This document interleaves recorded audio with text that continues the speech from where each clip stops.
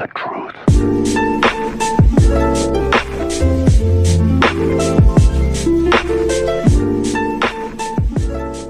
Yo, c'est les Flibustiers. Je suis avec vous en Gérald de Rive et on est au BGF, donc le Bordeaux Geek Festival. Oui, pas encore. Là, actuellement, on est dans l'espace Japon et je vais vous faire visiter un peu tout ça. Vous allez voir, c'est super sympathique. Look, I'll put down my sword, but in return, you gotta let go of the girl. We'll do it then.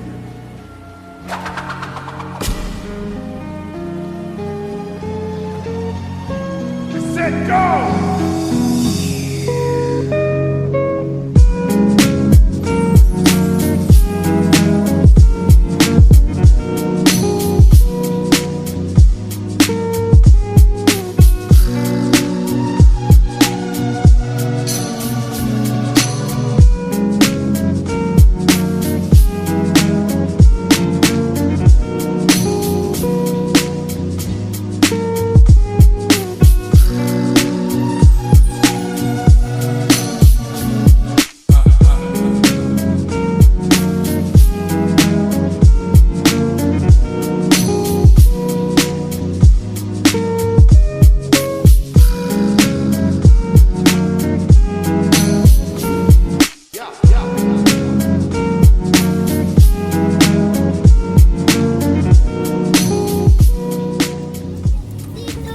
Malheureusement, Perminus qui n'est point avec moi, il ne pourra pas profiter de cet endroit-là. Lui qui est fan de tout ce qui est whisky japonais, ce genre de choses, ne pourra pas profiter de ça. Malheureusement pour lui, j'en ai bien. Donc je continue, c'est pas très grave.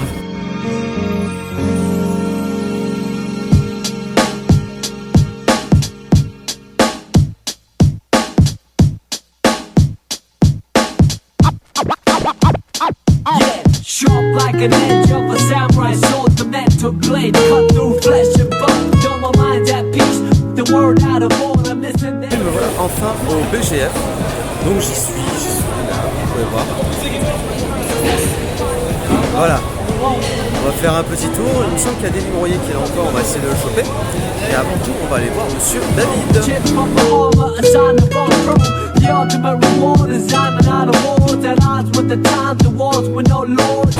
Regarde comme on est beau. Hey! Alors mon David. C'est encore pas le flibustier? Ah ouais. Salut les flibustiers! Les matelots, les capitaines, les pirates et les prisonniers, les galériens, les cuistots, qu'est-ce qu'il y a encore? Les gabardiers, les aubergines. Les aubergines. Ouais, les requins, les baleines, les poissons, les sirènes. Si je remercie les sirènes. Les harpies. Ça marche aussi. Les kraken. Ah oui, les kraken. Ouais, les kraken. Putain, toujours avec la bière. Toujours. On est au BGF, donc comme vous le savez. Oh, bah ouais. Ça veut dire quoi? Beau gosse festif. Ah oui. Belle grosse fesse. Le week-end a été très long. Et c'est pas fini. Donc que fais-tu? Mis à part avoir un truc entre tes cuisses là. Ouais. Non. C'est vrai.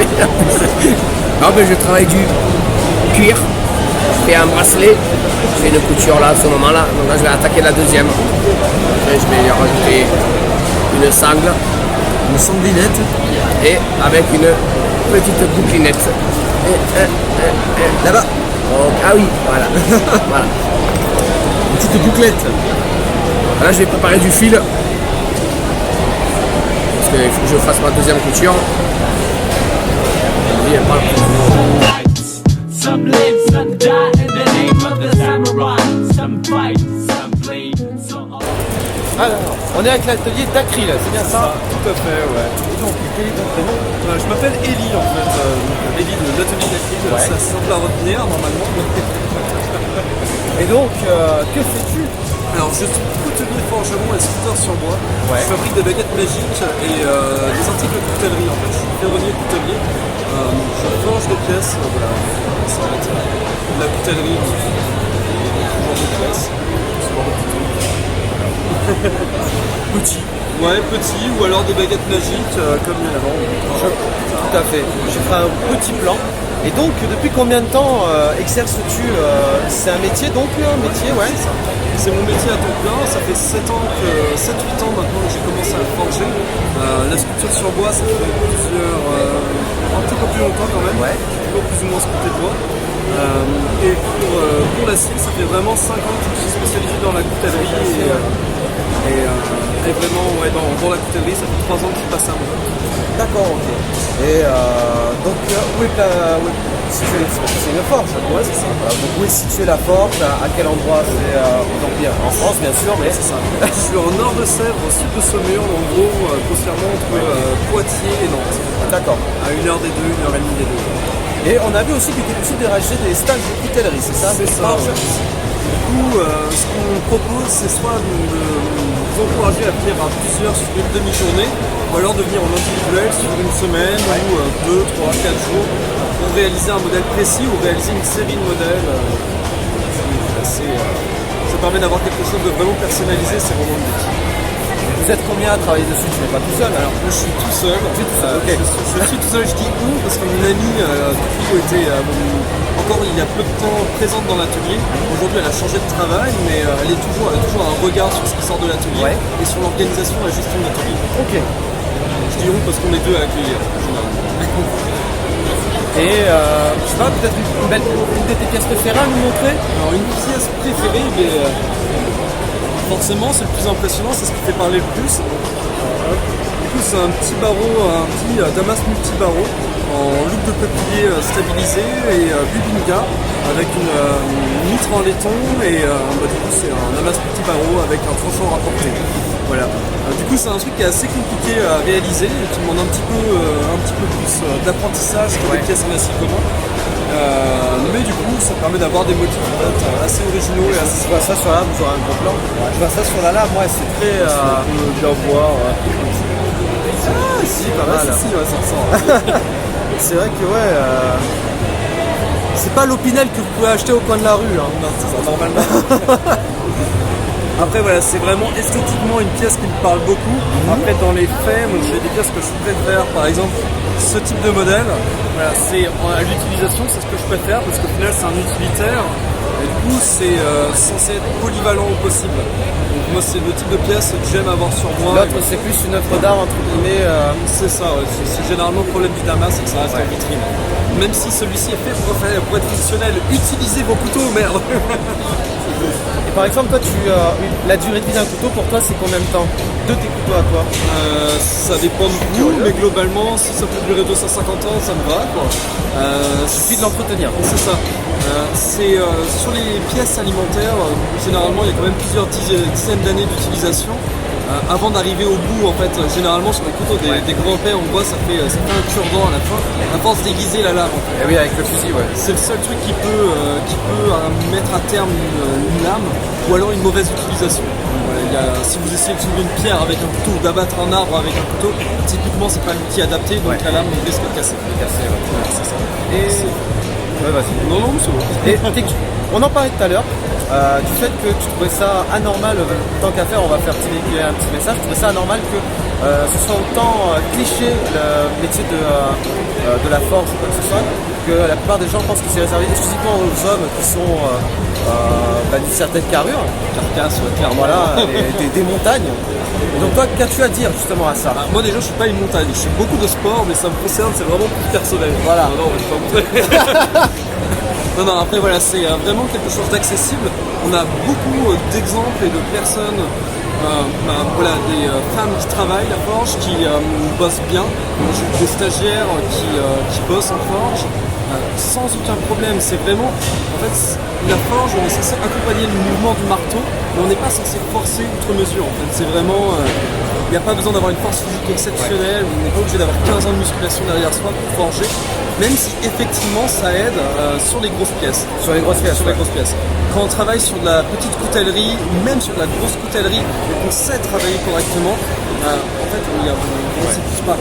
Clairement, y a pas de, j'arrive pas à la fin de ma journée, je suis pas cassé de l'épaule, à part quand je fais 50 blocs de Damas dans la journée, quoi. C'est enfin 50, c'est une manière de parler, quoi. Donc voilà, c'est pour vous dire, même si vous êtes passionné par tout ce qui est la forge, la coutellerie ou ce genre de choses, et que vous êtes comme ça, allez-y quand même. C'est ça, je peux pas dire mieux. Allez-y quand même. Mais pas forcément chez moi, hein, d'ailleurs, même chez les autres, ça va très bien aussi. Voilà, donc lancez-vous. Mais, en tout cas, merci beaucoup. Ah, merci à toi. C'était super sympa. Carrément. Et peut-être à une prochaine sur d'autres salons. Sur Merci d'autres beaucoup. conventions.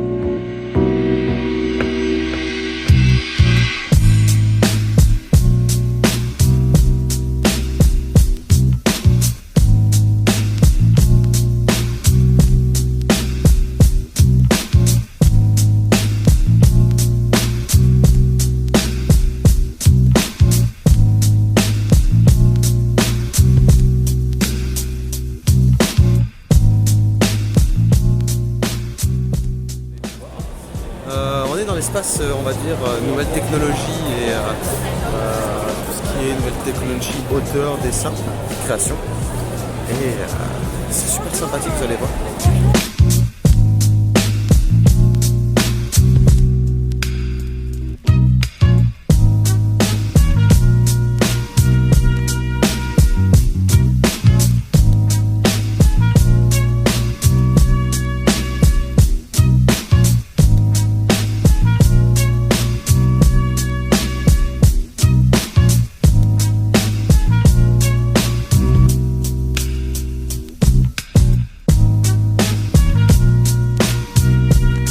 Voilà, en fait c'est la location, c'est ça? Alors en fait on forme sur l'usage et ensuite vous pouvez venir utiliser nos machines. Ouais, tout à fait, sur une forme de location à l'heure. C'est super.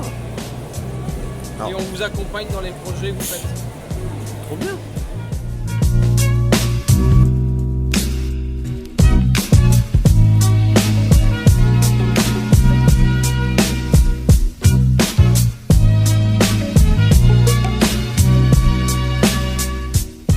Et les outils pour faire leur propre projet.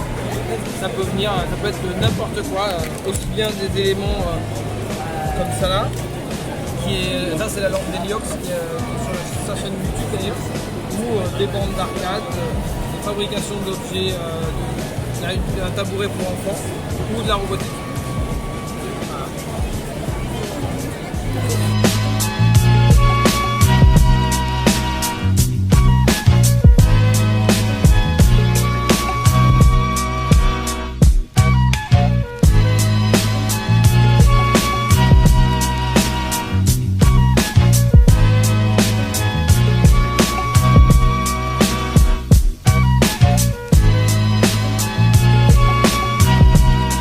Au BGF, on retrouve toujours les mêmes personnes. On retrouve bien sûr Wat Kendama. Toujours là, toujours présent, Wat Kendama, à n'importe quelle convention. À chaque fois on les croisera, Wat Kendama, c'est ça qui est drôle.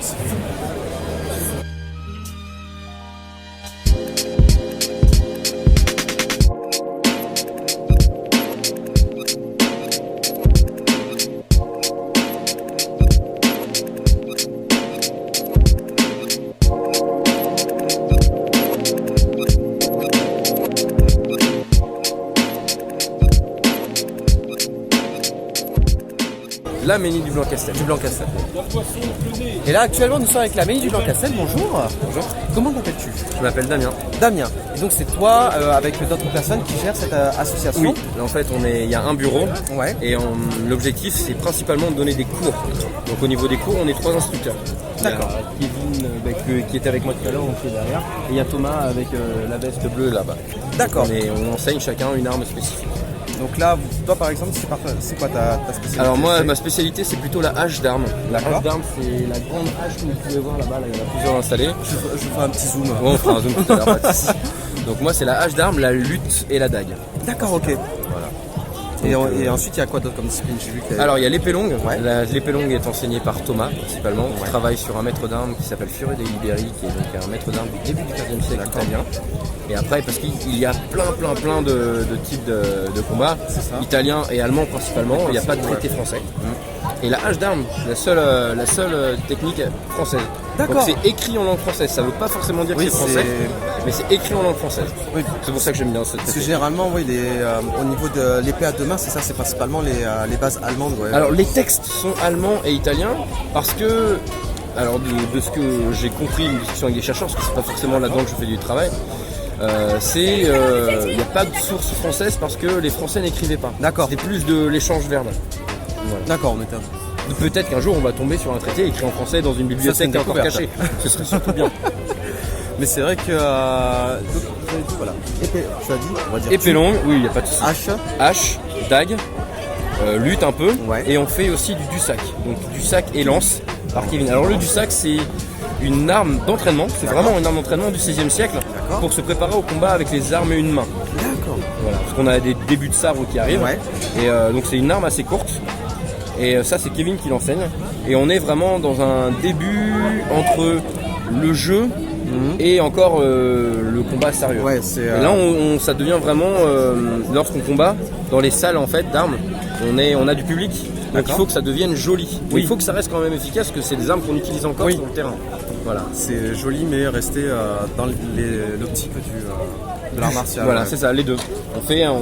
On commence à avoir un medley entre les deux. D'accord. Et même on a l'épée longue, donc de Meyer, qui est un maître d'armes lui allemand du XVIe siècle, où on a vraiment beaucoup de jeux où il faut amener le combat. Donc on commence de très loin, on fait des beaux mouvements pour montrer qu'on maîtrise son arme, et après on commence à échanger. Et il faut que tout reste toujours fluide pour que ce soit un visuel. Oui, parce que c'est pas comme dans les films hollywoodiens. Non, on évite. Une épée à deux mains, ça pèse pas si lourd que ça. Pas du tout. Voilà, c'est des mouvements assez rapides, c'est pas du lourd, c'est assez rapide et mine de rien, on garde la distance. Ben, on évite d'aller sur un champ de bataille avec quelque chose qui n'est pas manipulable, que ce soit au niveau armes, que ce soit au niveau armure aussi. C'est ça. Pareil, les armures entières, il me semble, sont assez mobiles. Enfin, on est à l'aise dedans, mine de Alors, rien, elles pour sont se déplacer. très mobiles parce qu'elles sont adaptées à la personne, et en plus elles sont entre 18 et 25 kg. Voilà, c'est pas. Et c'est réparti sur tout le corps. Il faut savoir que les sacs militaires aujourd'hui font à peu près 25 kg, voire même plus. Ouais. Et ils sont répartis sur l'accrochage du dos et les épaules. Voilà, l'armure donc là, là, c'est c'est accroché dédié à aux la jambes, tête. accroché aux hanches, accroché sur les épaules, sur les bras. Donc c'est vraiment un poids qui est réparti. Donc on peut bouger.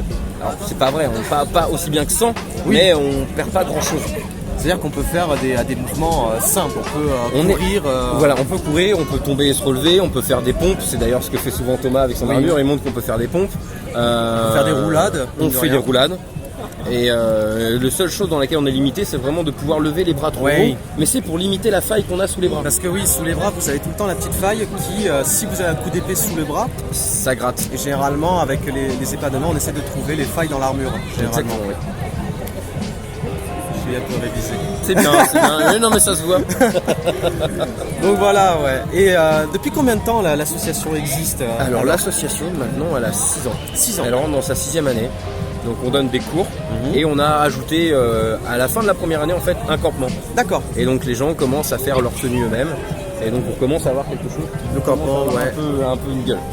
Voilà, il y a vraiment un petit campement, les gens mangent tranquillement. On a les armures qui sont en train de prendre le soleil, on va pouvoir faire cuire des œufs dessus dans pas longtemps. Parce que malheureusement là ça chauffe très vite avec le soleil. Ça chauffe très vite, ouais. Et ça chauffe autant que ça en fait Allez mettre la main dessus, je pense que la laissez pas longtemps. Mais ouais. Bah, c'est de l'acier, hein. Donc oui, le c'est soleil, vrai. J'imagine même pas à l'époque. Bah, c'est pour ça qu'on combattait.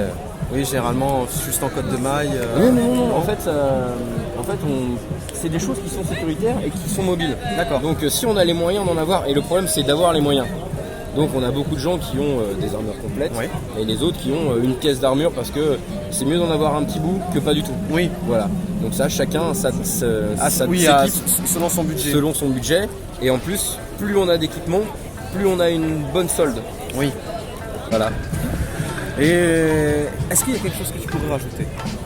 Je pense qu'on a fait à peu près le tour. Non, pas grand chose. Si, où est-ce que vous êtes basé? Alors on est basé sur Blanquefort, ouais. au dojo du Port du Roi. Ouais. On donne des cours 2 fois par semaine, le mercredi et le jeudi, de 20h30 à 22h30. 20h30 à 22h30.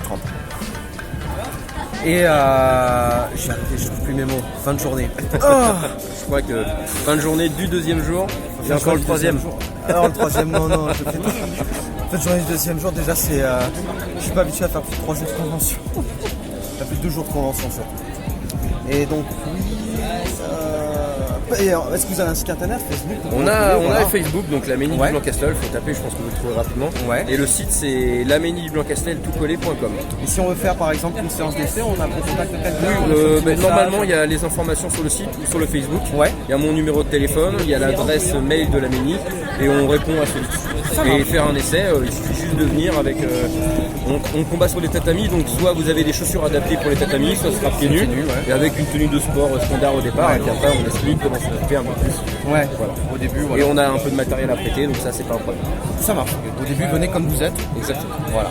Bon, en tout cas, c'est super sympa d'avoir répondu à mes questions, qui sont un peu improvisées, j'avoue. Mais en tout cas, super, merci beaucoup. Merci et à on toi. espère pouvoir se retrouver. Et ouais, hein, je trouve ça super intéressant de casser un peu les mythes hollywoodiens de certains arts, martiaux en tout cas, et qui sont vraiment faits pour le cinéma et très éloignés de la réalité en fin de compte. Voilà. Mais j'espère à une prochaine et je te dis à bientôt. Merci. Merci.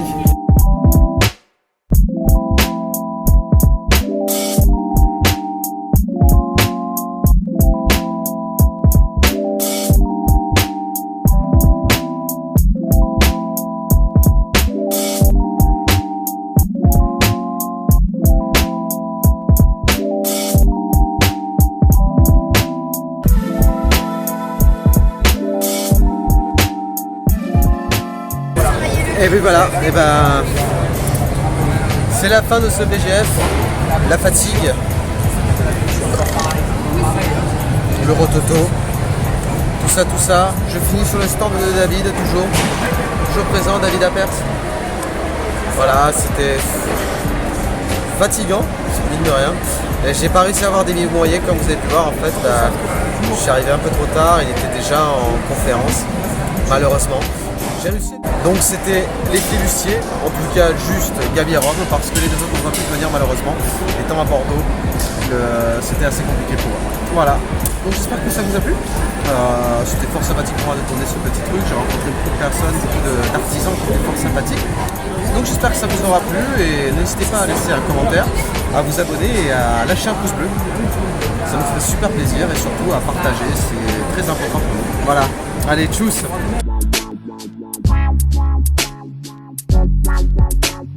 Wow.